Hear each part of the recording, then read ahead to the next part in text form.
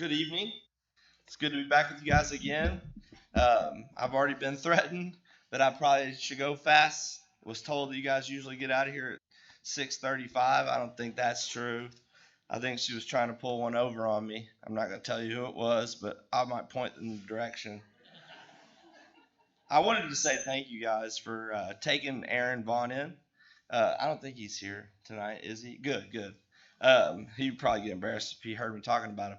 He was 9 years old when we left Grundy Street and went to Main Street, which is crazy, to think. He might have been 8. He may have been 8. He was 8 or 9.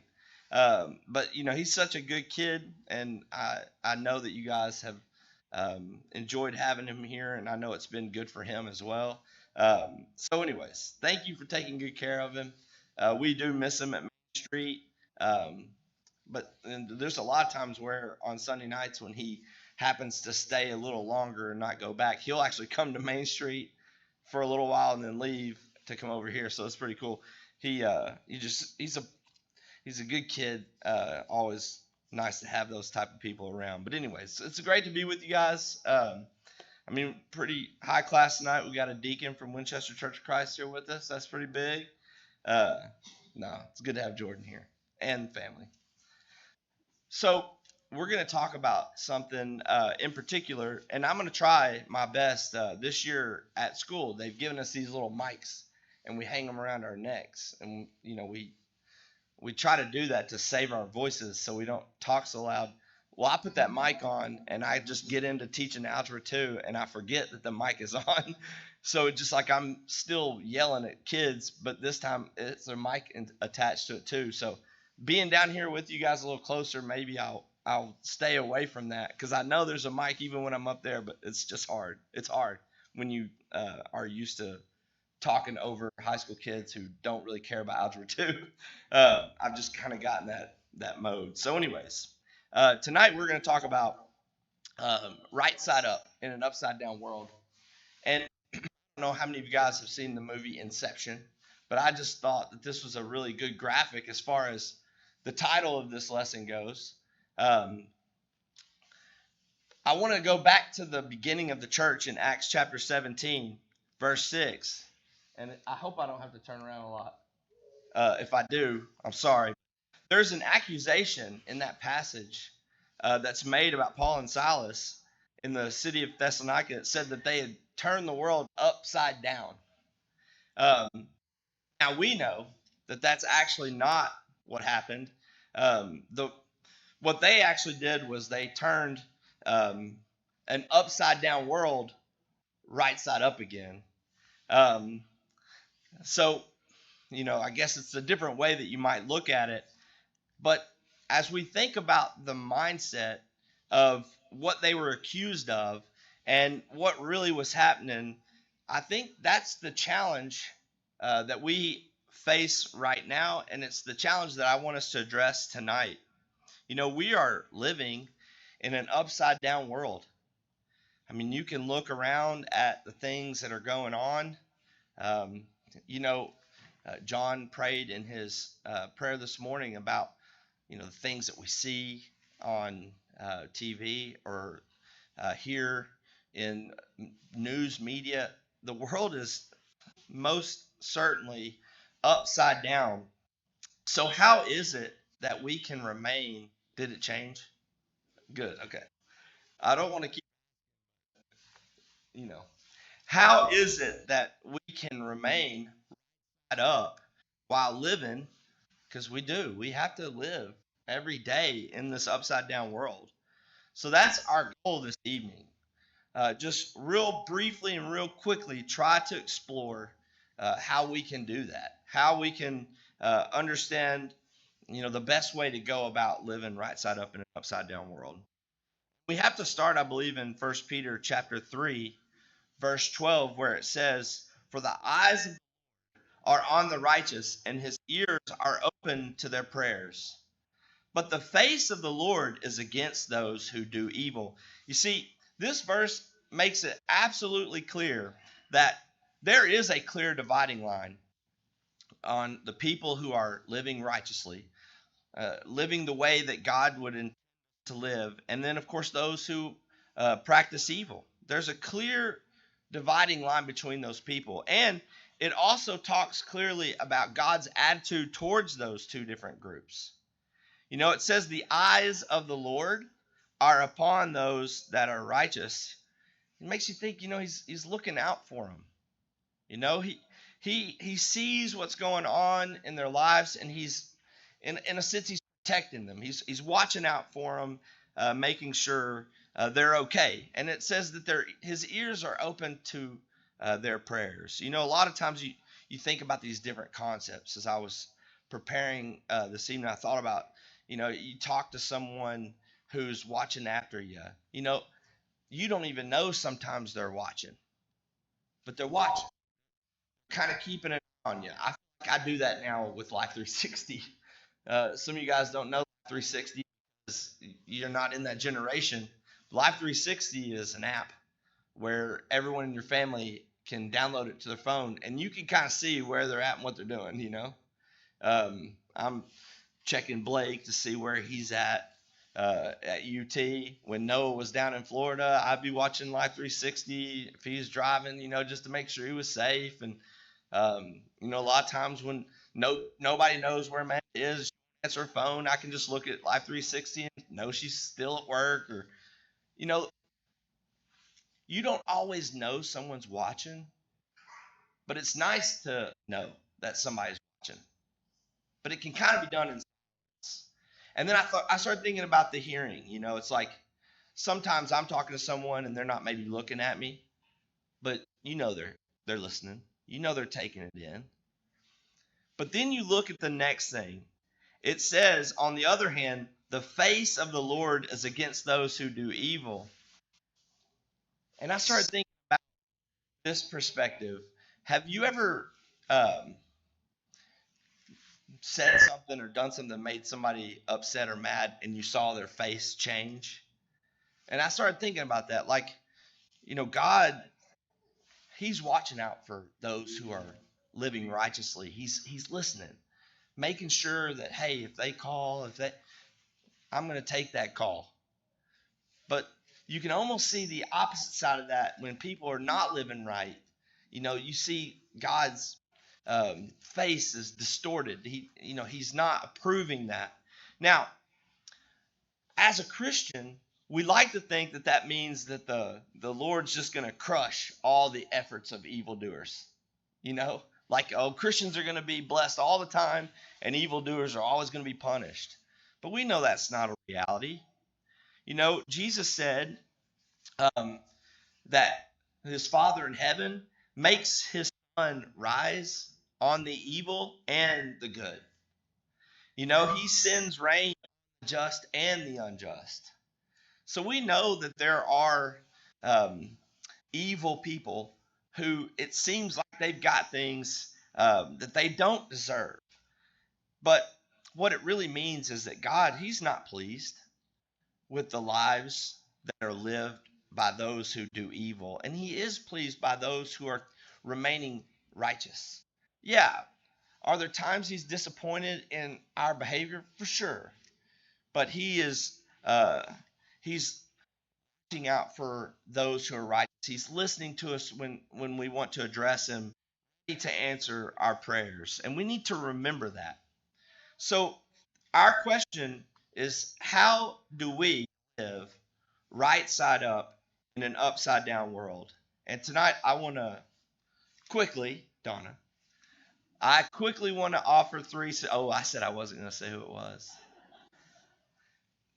I want to go through three suggestions that I think if we do these three things, we're going to be all right. We're going to survive this world, even as difficult as it might sometimes be. So first of all, in order for us to live right side up in an upside down world, we must understand the boundaries. There are boundaries.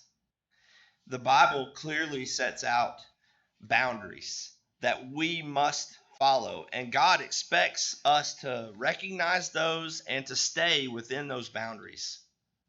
Psalm chapter 119, verse 105 is a clear example of this fact when the psalmist writes, "Your word is a lamp into my feet and a light into my path. You see, he gives us the word so it can kind of push us in the direction of where we need to go, because there's boundaries where we're not supposed to go. There's places we're not supposed to be. There's things that we're not supposed to do. And if we stick close to God's word, we don't have to worry about those things, because it's going to point us on the correct path. Knowing that God's word does set forth those boundaries for us, we have to recognize that this means that there are areas in this life that are off limits. And of course, um, that we want to please God by making sure that we remain in them. You know, it's almost like this. If I want to really live a righteous life, then I should want to stay as far away from those places that are off limits as I possibly can. It shouldn't be one of those things where if I'm truly wanting to live a righteous life that I say, how close can I get to this edge without going over? I shouldn't even say that. That shouldn't be our mindset as Christians. If we know that something's off limits, then we should do everything that we can to avoid those. And I know that that makes sense, but sometimes it's like we want to challenge things. And we need to be careful not to challenge God's word.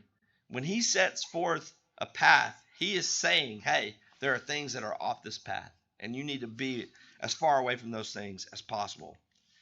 Paul wrote in 2 Corinthians chapter 6, verses 14 and 16, do not be unequally yoked together with unbelievers.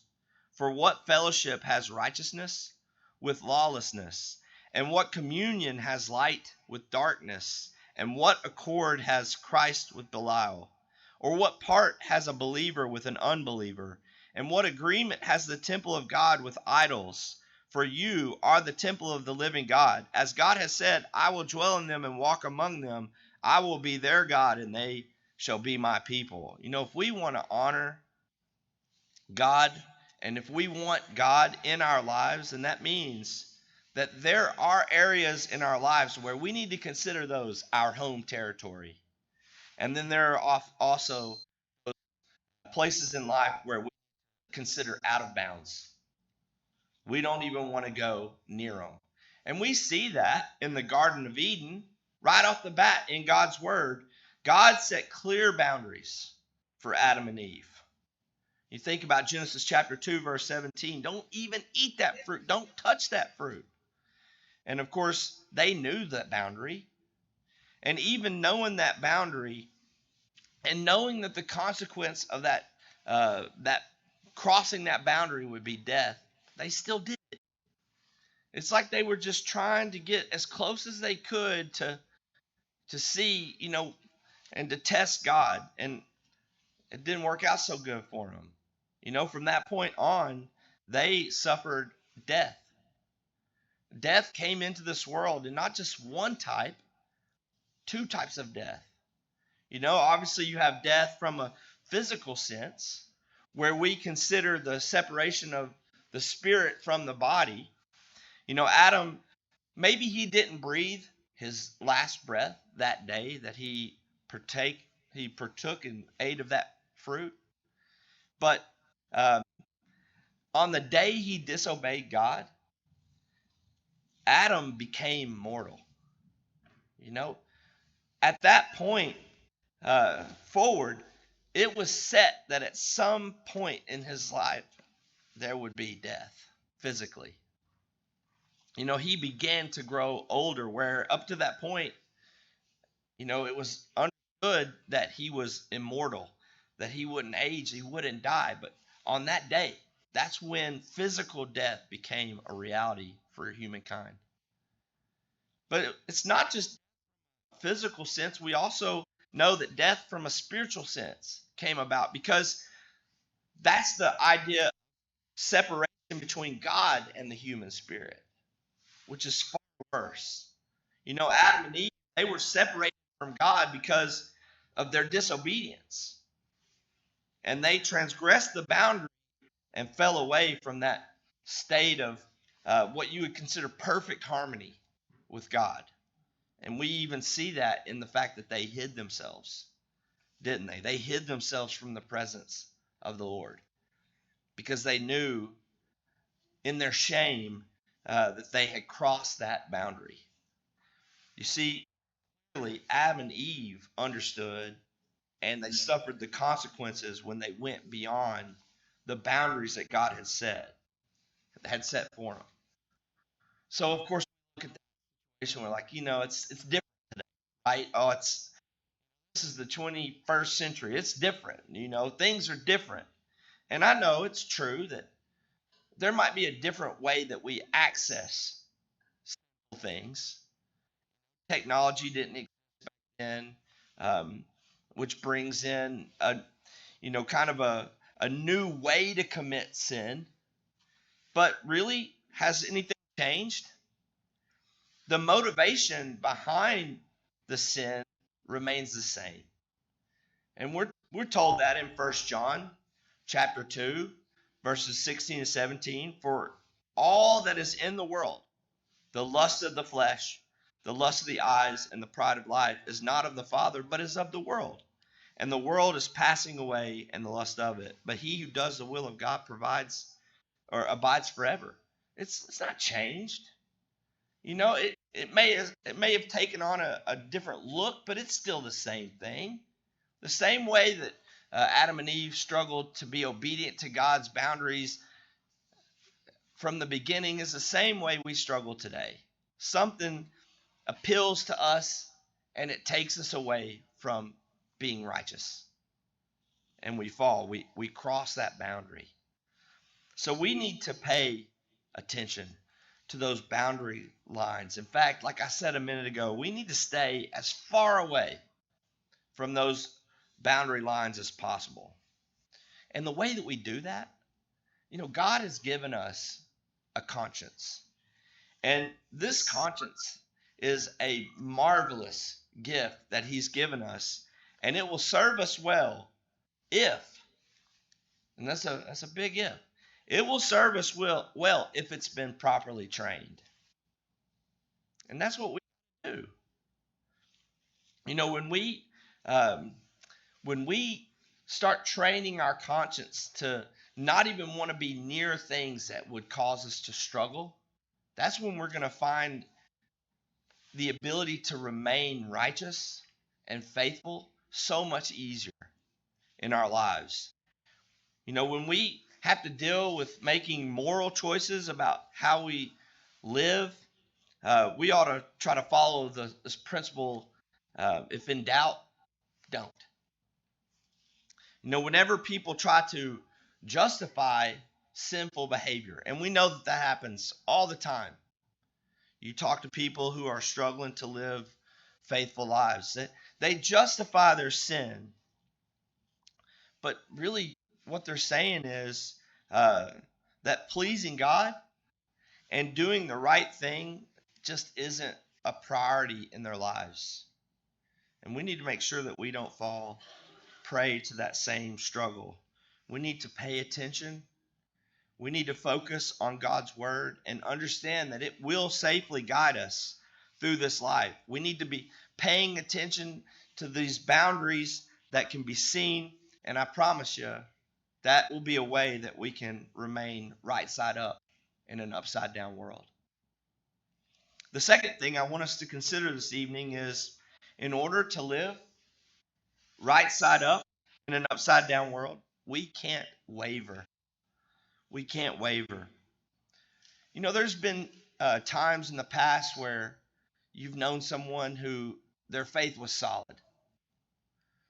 And maybe something small came up in their lives, and they, at that point, kind of uh, changed how they had always felt just to accommodate this specific scenario.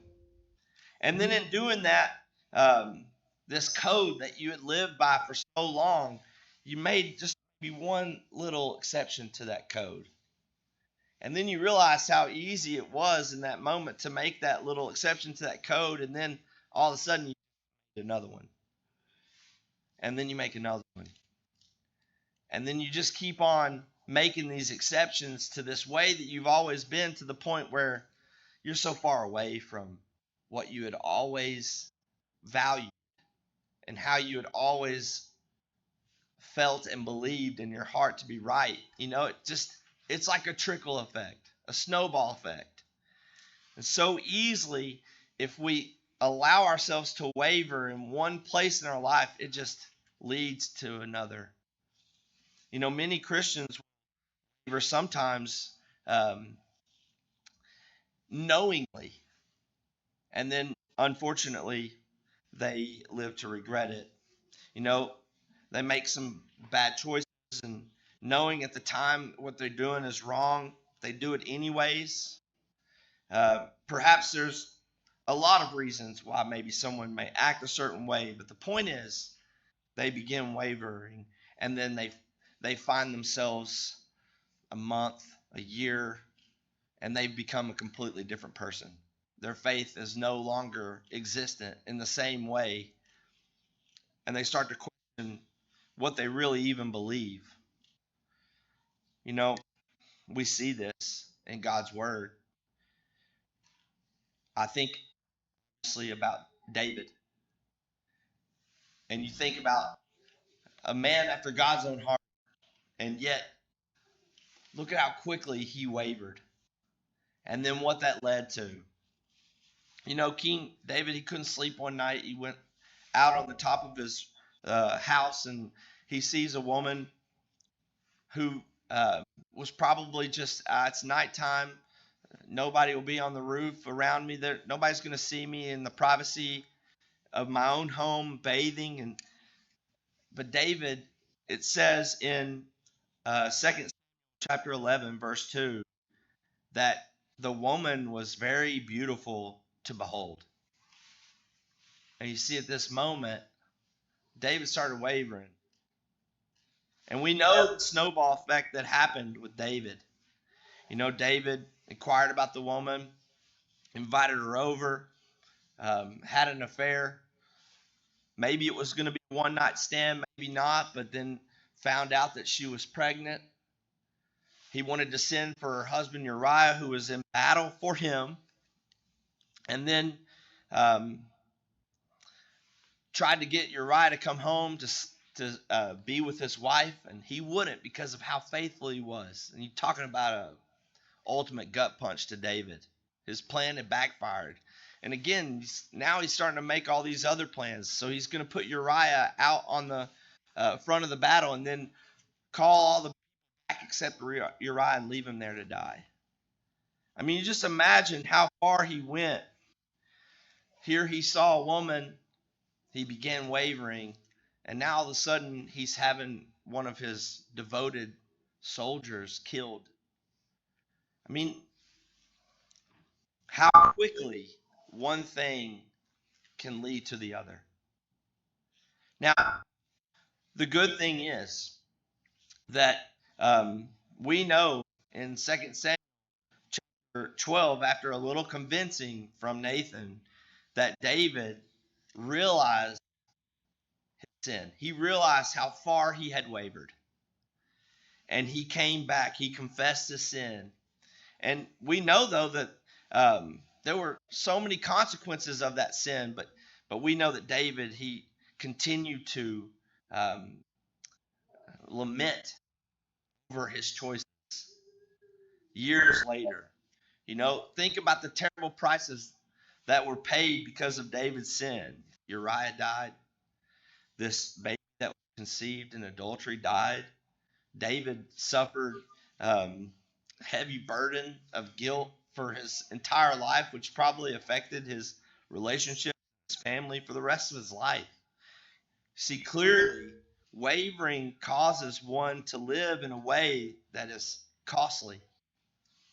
And if we're going to live right side up in an upside down world, we've got to make sure we never start wavering. Now, it doesn't mean we're never going to have challenges or make mistakes, but it's when we start questioning our code, questioning our values, questioning our faith from the perspective of it's easy to just walk away and do something else. We've got to make sure and not waver. The third thing I want us to consider, the last thing this evening, is in order to live in an right side up in an upside down world, and this one's a little different, we need to keep our headlights on. Uh-oh. There we go. I've been behind for probably a little bit, huh? We need to keep our headlights on. And I want us to consider this from a couple of different perspectives. But, in the Sermon on the Mount, Jesus said, "You are the light of the world. A city that is set on a hill cannot be hidden, nor do they light a lamp and put it under a basket, but on a lampstand, and it gives light to all who are in the house. Let your light so shine before men that they may see your good works and glorify your Father in heaven." Matthew chapter 5. And this passage is clearly talking about our influence on others. And I know we've always looked at it from that perspective, but I want us to consider it from another perspective as well.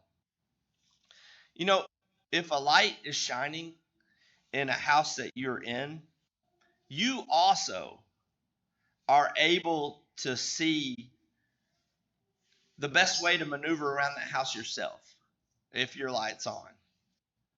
I don't want us to just think, oh, well, our lights need to shine so other people can see Christ. Well, yeah, absolutely.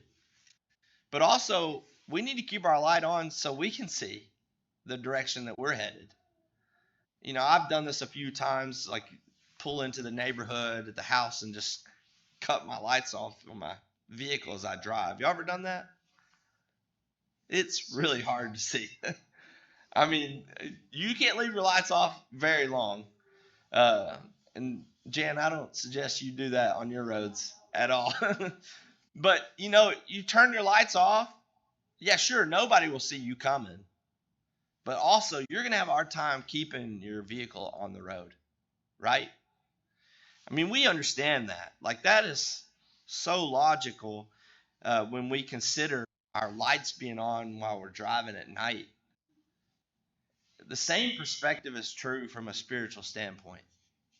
When my light's shining, then people are going to have the ability to see Christ in my life, what I do, how I talk, how I act, where I go. But if my light's on, I'm going to see the direction I need to be headed a lot more clearly as well. It serves both purposes. In Ephesians chapter 5, verse 8, we're told that for you were once darkness, but now you are light in the world. Walk as children in the light.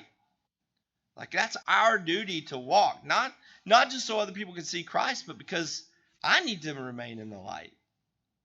I need to be able to see which way I'm going. And in 1 Thessalonians chapter 5, verse 5, you are all sons of light and sons of the day. We are not of the night nor of darkness. I use that example of driving in the dark, but have y'all ever tried to walk through your house at night in the dark and stub your toe? I mean, it's so fun. But if you've ever done that before, and I think what a lot of times happens with people spiritually is they're walking in the dark, the lights have gone out, and then they just fall and they